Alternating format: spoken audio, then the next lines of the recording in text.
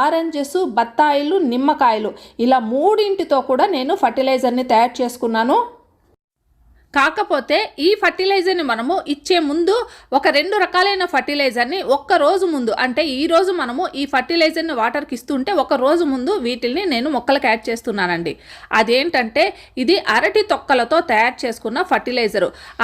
అరటి పళ్ళు తినేసిన తర్వాత వాటి తొక్కలను ఎండబెట్టుకొని మిక్సీ చేసుకుంటే వచ్చింది. ఇదేంటంటే మనము టీ పౌడర్ని మనం యూజ్ చేసిన టీ పౌడరు వాడేసిన తర్వాత కడిగేసి ఆరబెట్టేసి స్టోర్ చేసుకున్నవి. ఇవి రెండూ కూడా చాలా బాగా అద్భుతంగా పనిచేస్తాయి.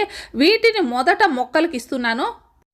మనము ఏ ఫర్టిలైజర్ని అయినా సరే మొక్కలకి ఇచ్చే ముందు మట్టిని పొడిగా చేసుకోండి. ఆ విధంగా రాళ్ళుగా గట్టిగా ఉండేటప్పుడు పైన వేసేయటం ద్వారా మనం ఇచ్చిన ఫర్టిలైజర్ అనేది మొక్కకు చేరదు. కాకపోతే ఈ విధంగా మనము మట్టిని అంతా బాగా పొడిగా చేసుకున్నాక ఈ ఫర్టిలైజర్స్ ఇవ్వటం ద్వారా మట్టి లోపలికి, అంటే